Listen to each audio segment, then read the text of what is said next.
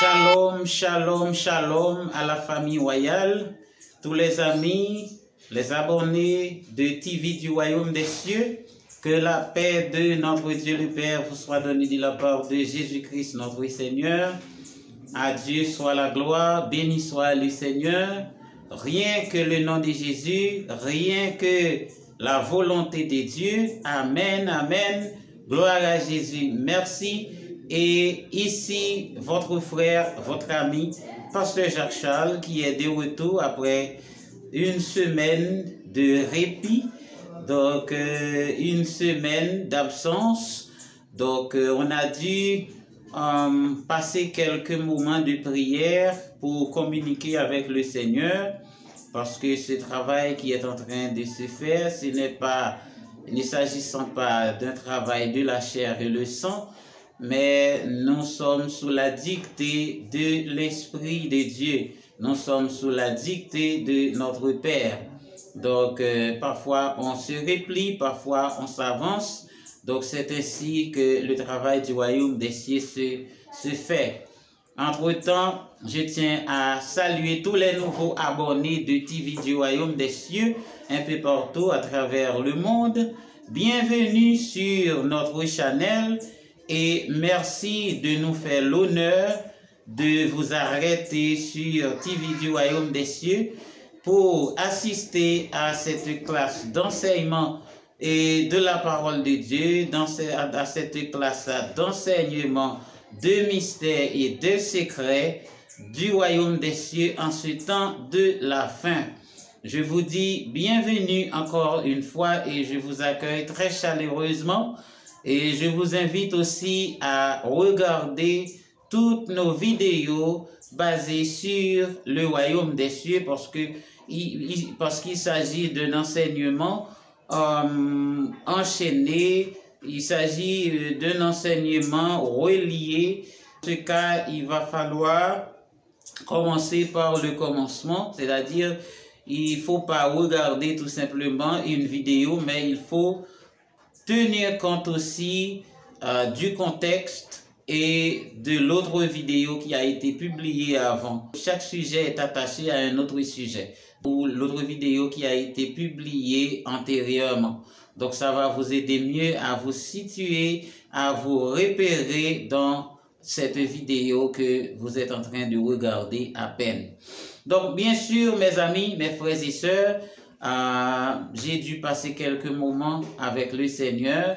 Il y a un moment pour moi où je dois être réceptif et il y a un moment où je dois être émissif. Donc aujourd'hui, je suis de retour pour continuer avec cette grande mission qui vise à enseigner les enfants de Dieu, la famille royale, la famille du Royaume des Cieux, à propos des mystères et des secrets du Royaume des Cieux, ce que nous devons savoir, ce qui est important pour nous de connaître. Donc, c'est pour ça que je suis appelé et c'est pour ça également que je suis là. À rappeler que dans la leçon précédente, mes frères et sœurs, mes amis dans le Seigneur, et on a expliqué beaucoup de choses à propos de la Trinité. Plus particulièrement, on a vu les trois portes de la justice de Dieu que l'on a décrit, que l'on a expliqué.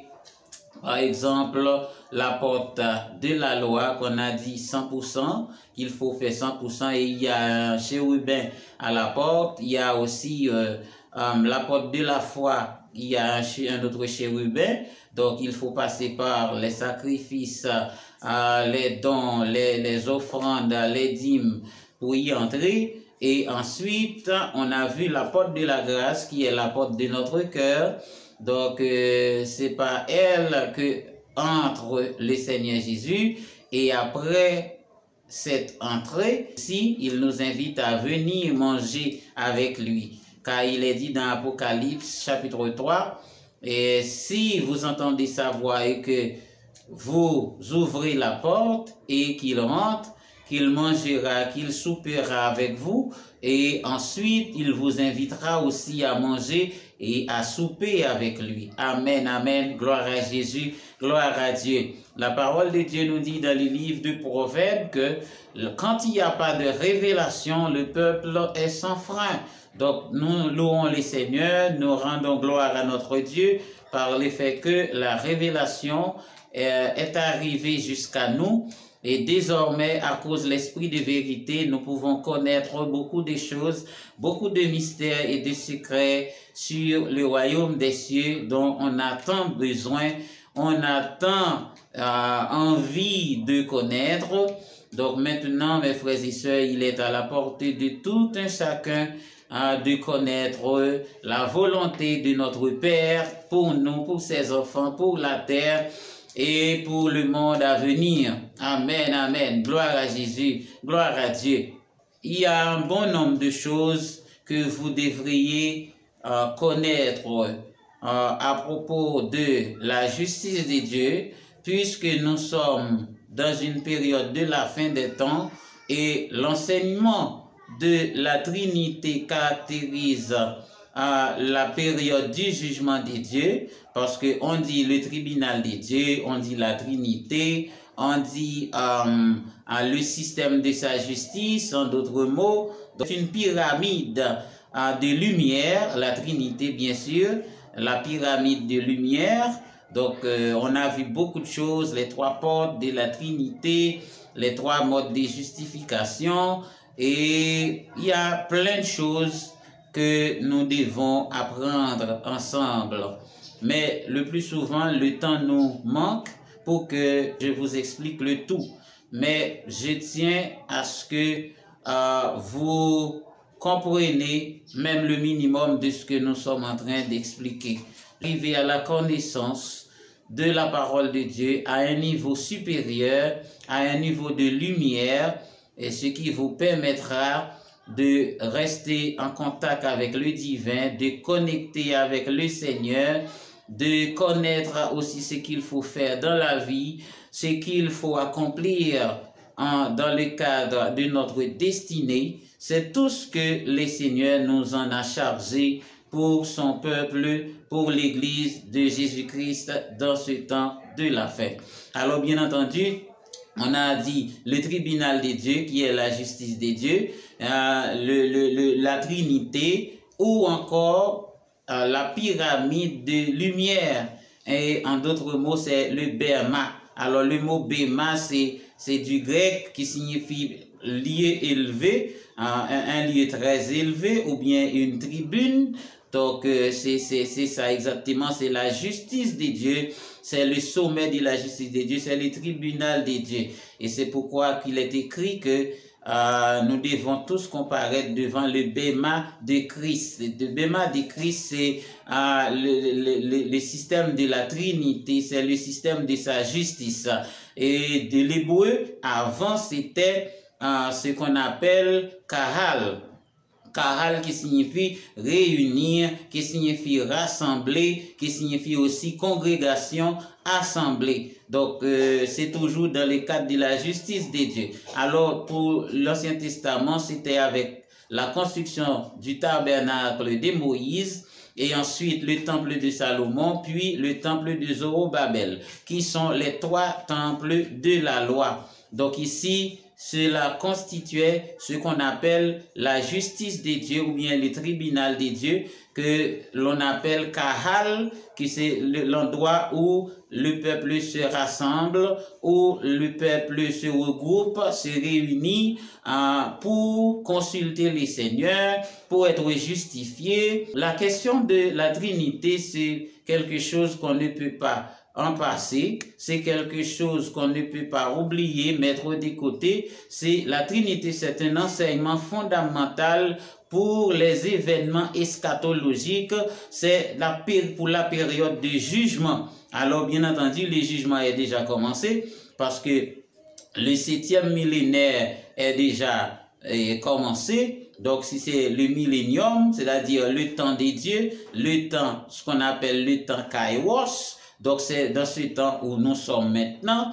Donc c'est-à-dire c'est le moment où que pour que l'enseignement de la Trinité surgit, l'enseignement de la Trinité fait son apparition, puisqu'il est de caractéristiques eschatologiques, c'est-à-dire de la fin des temps. Donc c'est le moment pour que nous connaissions la justice de Dieu, nous connaissions vraiment le plan de Dieu pour le monde à venir. Amen, amen. Et ce que Dieu va faire dans les jours qui précèdent, dans le nom de Jésus. Amen. La Trinité est bien trop évidente dans la Bible et ne peut pas être niée ni mise de côté. Donc c'est pourquoi que le Seigneur en a exigé à ce que je revienne de temps à autre, à chaque fois que j'avais l'intention d'avancer avec l'étude des 7 chiffres, mais le Seigneur m'a retenu dans l'enseignement de la Trinité afin que son peuple connaisse toutes les vérités et les vérités fondamentales de la fin des temps, de la période eschatologique. Donc Dieu en a voulu que l'on explique de fond en comble ce vocable, ce terme qui s'appelle la Trinité. Et à maintes reprises, on en revient et encore une fois, et on en revient pour vous mieux expliquer, pour vous illustrer et de toutes parts comment est-ce que la Trinité est essentielle. C'est un enseignement pour tous les chrétiens du monde. Pour faire suite à cet enseignement, la Trinité est partout et en tout. Je l'ai dit déjà et je le reprends encore une fois. La Trinité est en tout et partout parce que tout est justifié puisque c'est le système de la justice de Dieu. Tout ce qui est justifié doit passer à travers la Trinité. Par quoi peut-on admettre qu'on est justifié si on ne passe pas à travers la Trinité? Or, la Trinité, c'est le système de la justice de Dieu pour la justification de tout. Parce que Dieu est un juste juge. Alors, mes bien-aimés, mes frères et sœurs, on a expliqué, même pour la révélation de la création, qu'il a fallu 3 hommes pour porter la révélation de la création. Dans cette même perspective que la Bible est écrite en 3 langues.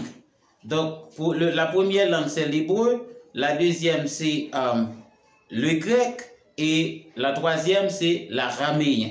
Donc, la Bible est rédigée en 3 langues. C'est parce que la Bible, tout simplement, est justifiée par la Trinité. C'est pour évoquer le contexte de la Trinité, c'est pour évoquer l'empreinte de la Trinité que l'on ait aussi 3 types de mondes. Lorsque nous parlons de 3 types de mondes, il y a le monde physique, que nous appelons encore le monde sensible, ou bien le monde condensé, et il y a deuxièmement le monde spirituel. Lorsqu'on parle des mondes spirituels, il y a le monde spirituel pur et le monde spirituel impur. Et la plupart du temps, quand on parle du monde spirituel, nombreux des chrétiens sont ceux qui pensent que on a affaire avec Dieu. Quand on parle de spirituel, c'est-à-dire c'est Dieu. Non. Si on parle de spirituel, eh bien, on ne parle pas forcément de Dieu. Parce que dans la spiritualité, quand on parle du deuxième monde qui est le monde spirituel, il y a dans ce monde, eh bien, les forces surnaturelles pures et les forces surnaturelles impures. C'est-à-dire Satan aussi fait partie du monde des esprits. Le niveau qui est plus élevé, c'est le niveau du monde divin. Le monde physique, le monde spirituel et le monde divin. Donc maintenant, devant le monde divin, c'est l'origine. Donc tout le monde doit fléchir, tout genou confesse devant le divin. Parce que Dieu est au-dessus de tout, Dieu est l'origine de tout, et tout ce qui existe découle de la divinité. Amen. Gloire à Jésus, gloire à Dieu. Merci Seigneur. Rien que le sang de Jésus, rien que le nom de Jésus. Rien ne peut se faire sans le nom de Jésus. Comme nous avons déjà vu, dans la question de la Trinité, on a parlé de de trois types de temples aussi. Il y a eu les temples de la loi qui sont au nombre de trois. Le tabernacle de Moïse, le temple de Salomon, le temple de Zorobabel. Ce sont les trois temples de la loi. Ça fait partie de la première catégorie de temple ou bien premier type de temple. Deuxième type de temple, c'est ce qu'on appelle le temple de la grâce. Je vous ai montré ça à travers le triangle qui est la Trinité. Donc le temple de la grâce a été construit en nous. Donc Jésus-Christ nous a construit comme étant le temple de la grâce. Je disais qu'il y a les trois parties en nous, qui est la partie de l'esprit, l'âme et le corps. Donc c'est-à-dire l'esprit, c'est les lieux très saints ou bien le saint des saints. L'âme, c'est le côté saint. Et le corps, c'est le parvis extérieur, comme dans le temple de la loi, comme le temple physique. Donc maintenant, mes frères et sœurs, en revanche, il y a aussi le temple de la foi. Mais le temple de la foi n'est pas encore construit. Ça va construire pendant le millénium et c'est dans Apocalypse que l'on trouve le temple de la foi avec les 12 portes. Nous avons dit le nombre 12, c'est le nombre de la foi, selon ce qu'on a montré dans le triangle, que le nombre 12, c'est la clé de la porte de la foi. Donc c'est pourquoi que Dieu a choisi les 12 enfants de Jacob. On a tout expliqué. Donc maintenant, le troisième temple qui est celui de la foi sera construit pendant le millénium. Et cela se trouve dans Apocalypse chapitre 12. Mais on se demande aussi pourquoi est-ce que c'est dans Apocalypse chapitre 12 que cela est écrit. Donc puisque Dieu a choisi aussi les 12 branches familles de Jacob, eh bien on a vu la porte de la grâce avec le nombre 12 et même dans l'écriture on a trouvé aussi dans le chapitre 12 pour le temple de la foi. Et mes frères et sœurs, vous pensez que même les versets qui sont écrits dans la Bible sont écrits d'une façon comme ça? Non. Même les versets qui sont écrits dans la Bible ont été précis et dictés par le Saint-Esprit. C'est-à-dire que ce n'est pas pour rien que si vous trouvez un passage dans le chapitre 12, c'est-à-dire il y a une cause même pour les versets qui sont écrits dans la Bible, dans la position où ils se trouvent, donc il y a une cause. C'est-à-dire tout est spirituel, il n'y a rien qui ne soit spirituel dans ce monde. Mais ce qui nous est échappé, c'est que la majorité pense que la vie c'est tout simplement une affaire de manger, de boire, de s'amuser comme le monde est sur le point de perdre le bon sens. Donc, on pense que la vie, c'est juste quelque chose qui est du hasard, c'est quelque chose qui est venu comme un coup de tête, ça s'est produit ainsi.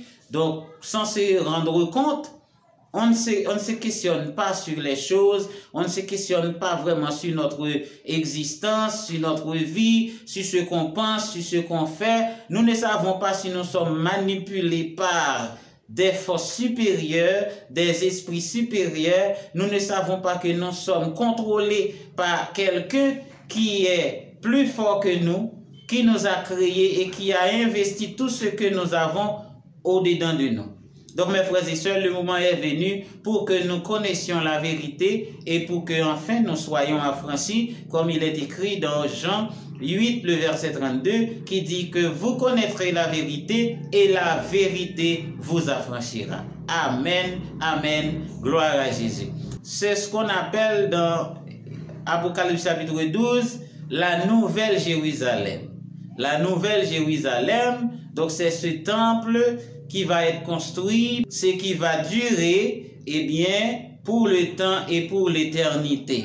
Parce que le Seigneur Jésus-Christ va régner avec son peuple et il y aura un seul berger. Ah, alléluia, gloire à Dieu, gloire à Jésus. En parlant de la porte, il doit y avoir des mystères et des secrets auxquels vous ne devez pas être ignorant. Quoi? C'est que la question de la porte, c'est quelque chose qui est très spirituel. Il est important à ce que je vous explique quelques mystères, mais nous n'aurons pas assez de temps pour vous. Toutes les nouvelles étapes de votre vie, toutes les nouvelles étapes que vous devez passer dans votre vie, eh bien, c'est à travers une porte que vous devez y arriver. Eh bien, si c'est la porte qui donne l'accès, c'est la porte qui est l'entrée, qui donne l'ouverture, qui donne le passage, eh bien, il y a un mystère dans la porte qui est assez crucial, qui est assez important à savoir, qui est assez bon à savoir, le mystère de la porte. Donc maintenant, on n'aura pas assez de temps pour vous expliquer le tout. Mais je crois que les arguments que le Seigneur nous a chargés pour l'enseignement de la Trinité sont assez convaincants, les exemples sont assez probants pour que les enfants de Dieu arrivent à la connaissance de cette parole, de cette vérité fondamentale de la justice de Dieu, le berma de Christ, ou bien la pyramide de lumière. Amen, amen, gloire à Dieu, gloire à Jésus. Alors mes frères et sœurs, je dois vous avertir que dans les prochains jours, une version d'études, une série d'études sera faite en anglais. Donc c'est un message pour tout le monde, comme j'avais déjà fait une série en créole pour le peuple haïtien et pour les pays qui parlent le créole, plus particulièrement dans les Antilles, dans la Caraïbe. Et maintenant, du coup, on a changé du créole au français pour nos frères qui sont dans d'autres continents, par exemple qui sont en Afrique, en Europe et dans d'autres pays où le français est parlé. Donc, on a fait cette version en français et maintenant, vous allez me permettre aussi de le faire en anglais pour nos bien-aimés, nos frères et sœurs qui sont d'origine anglo-saxon, c'est-à-dire qui sont d'une langue maternelle anglaise, pour les permettre aussi de vivre, de comprendre que nous sommes dans le temps de la fin, dans le temps du jugement de Dieu, qui est le temps kairos, le temps fixé, le temps mesuré et déterminé par Dieu pour accomplir son dessein dans l'humanité. Donc je crois que vous allez me supporter avec la version anglaise, avec la série anglaise, pour nos frères et sœurs aussi qui en ont besoin.